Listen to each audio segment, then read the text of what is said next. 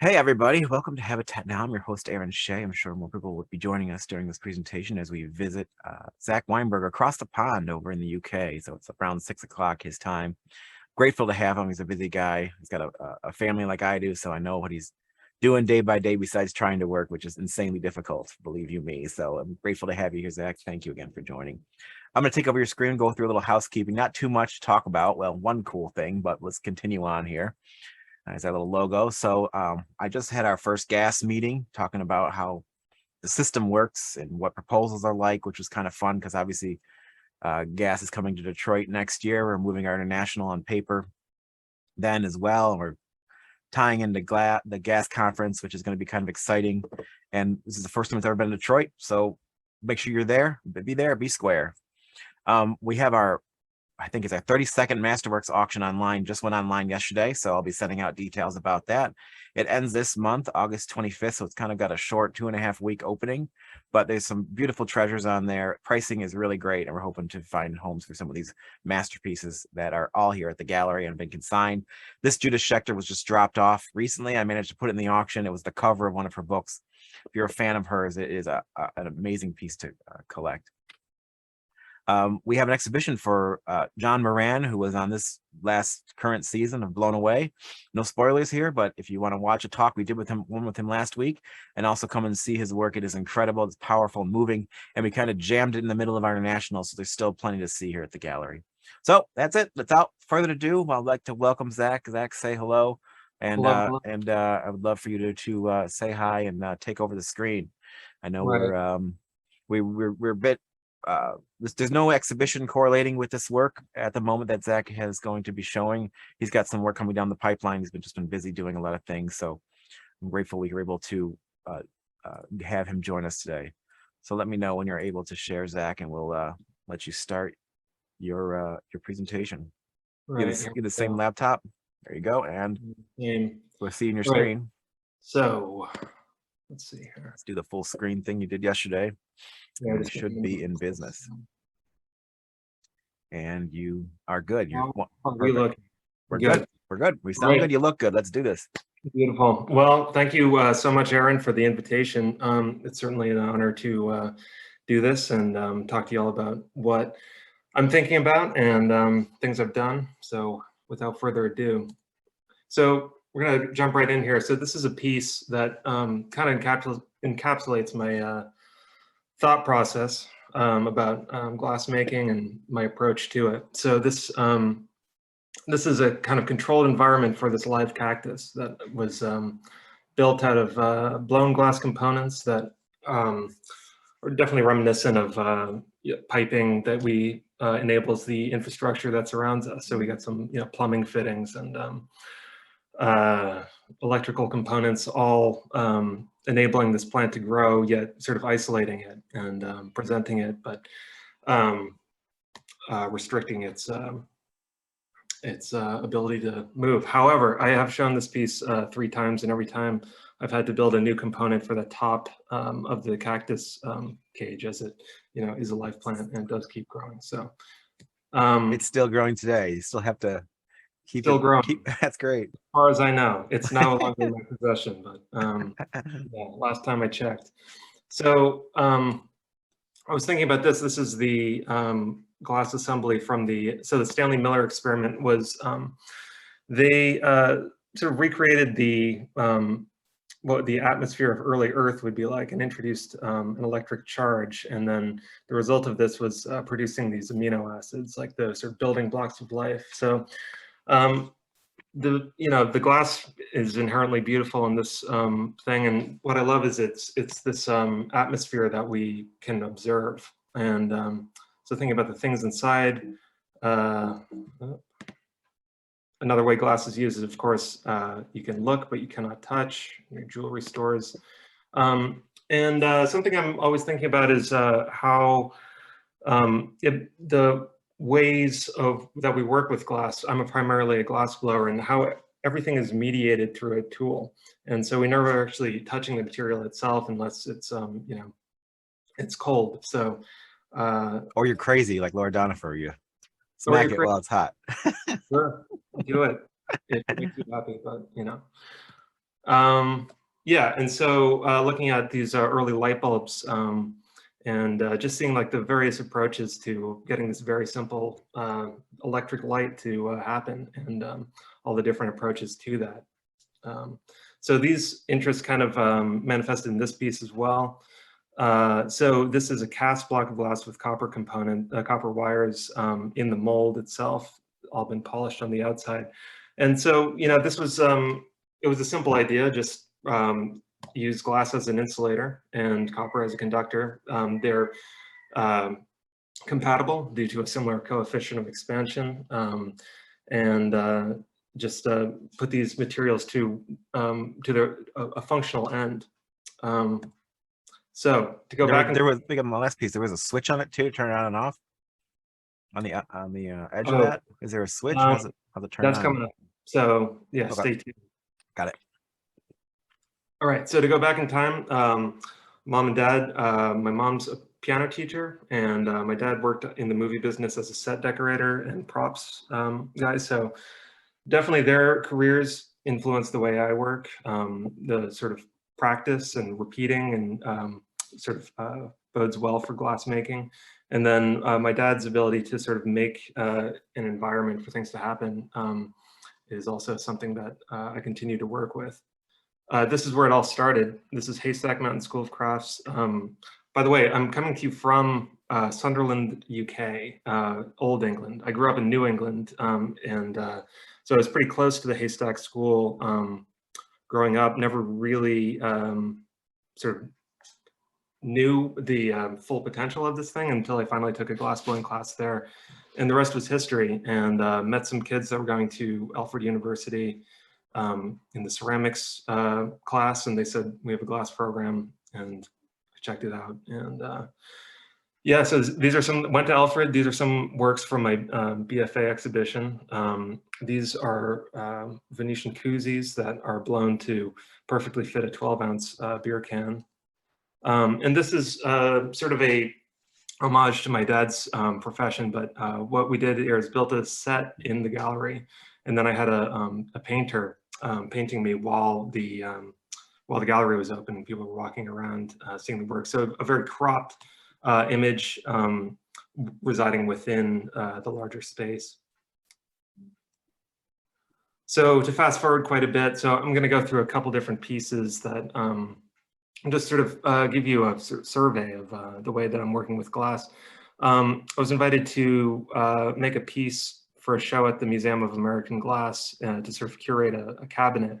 So this was a cool project to work with the museum's collection. And so what I ended up doing is laying out parameters. And so on the y-axis, the vertical axis it goes from made by industrial methods on the bottom to made by artistic methods on top. And on the horizontal, from left, you go made for scientific purposes to made for artistic ends. And so then I handed that off to the curator and the gallery assistants to sort of rummage through the collection at the Museum of American Glass and come up with how they, them to make the decisions, sort of removing myself from that decision process. And so the museum is kind of situated in this unique spot. It's historically where the first American glass industry was based. It all now is very close to the scientific glass industry, and it also hosts the Wheaton residency program. So there's all these residents, worked from the residents over the years. So quite a resource to draw from. Neon is something I worked with, again, at Alfred University, one of the few schools with a neon shop. This is an intentionally misspelled piece. I've had to explain that a few times, but using that common I before E dictum and flipping that. And I was making this in 2016 as the election was really picking up steam, and this sort of the questioning of reality and truth was really being put into the spotlight. And so this is a sign that we understand at first glance, but then when we kind of pick it apart, it's obviously not correct English. So thinking about how our beliefs are based on sometimes things that don't quite make sense, but we still carry on with them. So this is kind of the poster child for a recent series of work I was doing, again with the components that are just mechanically connected with these little with bolts, just very sort of straightforward garage style construction. So this is called Kitsch Alchemy, and this is a device that's designed to purify your living environment through metaphor. So the broom never quite touches the ground, and the lamp is kind of an homage to alchemical imagery, I can say it, alchemical, the imagery of the alchemist, there we go, where a dove in a vial is sort of a metaphor for the distillate that's freed from its base material. So these pieces also, they really started as like a technical exercise to see, to make something to fit on the inside of a glass vessel rather than going to the outside dimensions. So that's a kind of pursuit all in its of wow, I cannot talk to. You were in our pop and lock exhibition with two pieces. Was that one of them? That was. It was, yeah. So that broom actually span around in a circle. Oh yeah, sorry. There's an electric motor on the top, and then yeah. So the power comes through the lamp up to the motor and spins the broom. This is another piece called Shrub. So this combines two of humanity's greatest quick fixes: the fake plant and the leaf blower.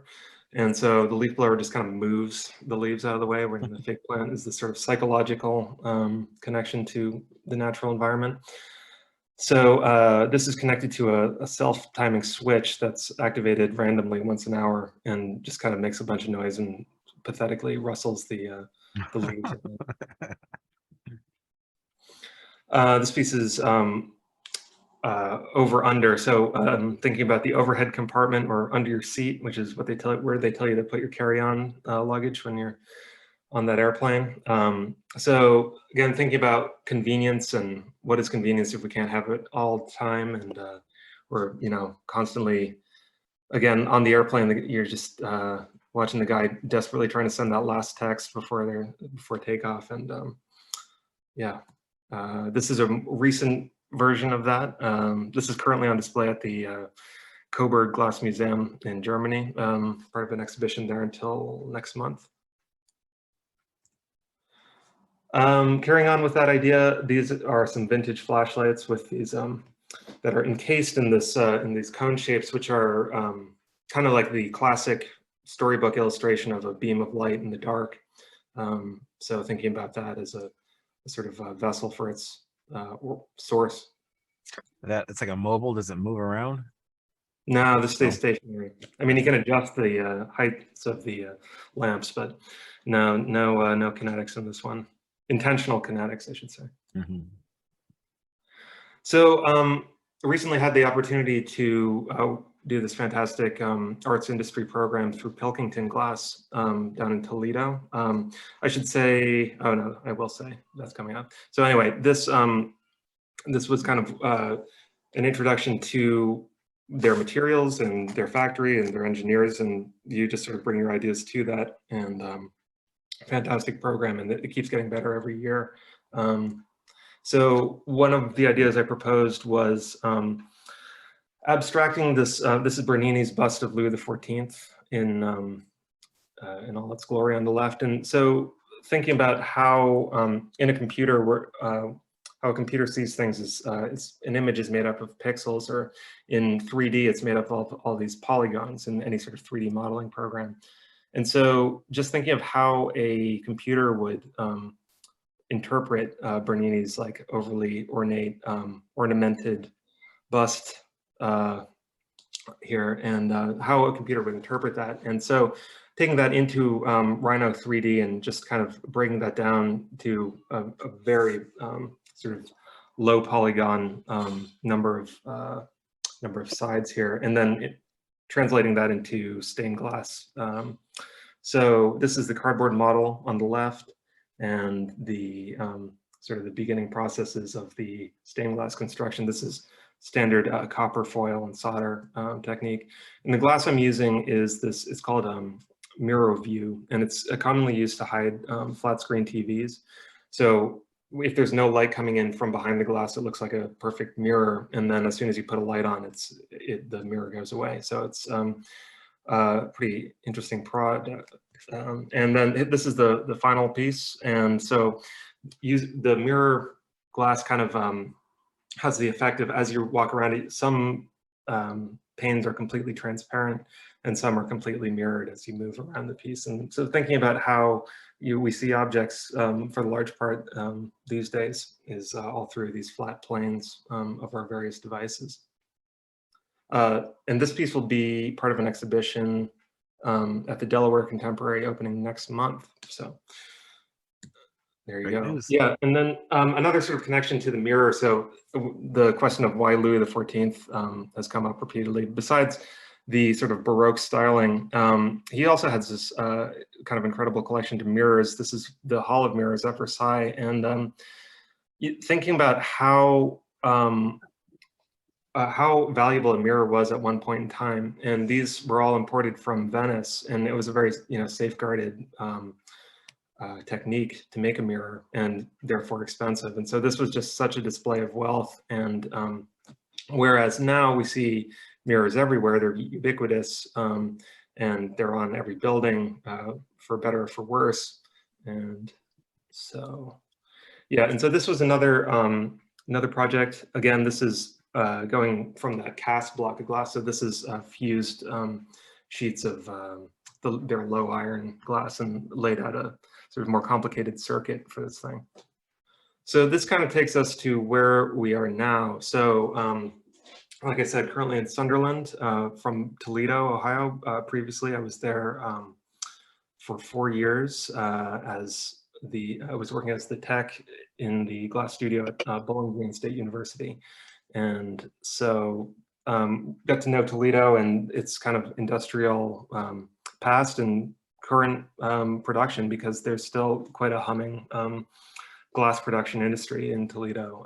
Whereas Sunderland had a huge glass industry at one point, and there's nothing left of it really. Anyway, so this is, I got a Fulbright to come over here and work at the National Glass Center, sort of looking at the interaction of digital fabrication techniques and traditional hand skills, and where those intersections could happen. So here's the National Glass Center looking radiant in various lights. Significant location. So it's right a car park away from St. Peter's Church, which is where the site of the first stained glass window in the country. And so glaziers from, at the time, Gaul, now France, were brought over to install this window. Sunderland had a pretty heavy Viking problem at one point, and so there's not much left of the window, although it's been sort of reconstructed in a much smaller format. These are some of the folks I'm working with right now. So Colin Rennie does some amazing works with, he'll make a piece in the hot shop and then 3D scan it and then design an armature to go around it. That's all water jet cut and then assembled painstakingly. So quite the engineering accomplishment there. Joe Mitchell is the water jet technician here. And so these are her pieces where she'll cut out these sort of human figure shapes out of glass, and then the pieces are stacked and fused. And so where the cutout happens, a bubble emerges. And then Kate Watkinson is really known for her sort of large scale public art, and also as a flat glass stained glass person. So again, coming back to the blocks of glass with light going, the power coming in one side, the circuit being made, and the light happening on the other. So this is the future right here. So this is, again, another Pilkington product. This is called Tech 15, and so yeah, this is has this amazing invisible conductive coating on it, and which enables the circuit to be made. what can I say about this? Yeah, so the idea is, like with the first piece, is you would just have the power coming in one side and the light bulb on the other with no wires in between. So we've all seen this glass. We've experienced it pretty much anytime we go shopping for frozen food, because it's used in the doors and they're running a small electric charge through it that acts as a defrost mechanism. As sort of banal as that use is, it's also used in the solar industry, but yeah, just trying to make a much more practical use for that.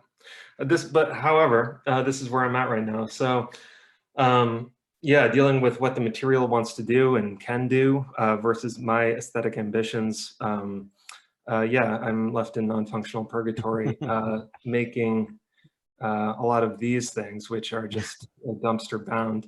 So this is what you have when you're done with these things, are and it doesn't work out. Basically, it's something to do with the lamination or the cold working or a combination thereof. But anyway, so this is one piece that did work. So this is a safety glass, the sort of wired glass that you'll see in doorways and windows and doors. And so this is, again, fused and then sort of selectively drilled out to expose the wiring and make that light bulb work. So this is the crew down at Marsden Bay.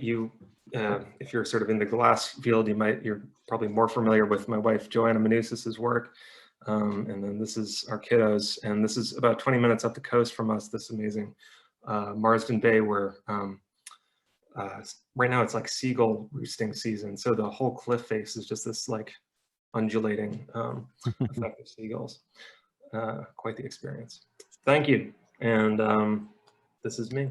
Thank you, Zach. Go ahead and stop sharing your screen. I appreciate you sharing your story with us and everything you're creating. It sounds like you have a wild time of frustrating yourself, but also making some really wonderful things that have a lot of potential. And I'm eager to see what you come up with. And I had a great time. Like I mentioned before, he was in our Pop and Lock show and showed off his neon talent. Zach also had a show and some work at the Fit Institute of Arts here in Michigan and won first prize with his work there, which was amazing to see. So keep your eye on him, and I'm honored to have you in our NGG presentation, because you definitely deserve to be here.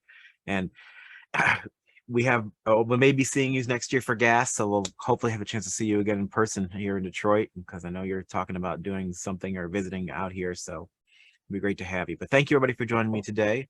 Hope you had a little bit of a fancy into Zach's world, and he'll keep us posted on what he's making next. Have a great weekend, everybody, and stay cool. And if you need anything, call me anytime, and check out the auction that went up today. We'll talk more soon. Be well. Bye, y'all.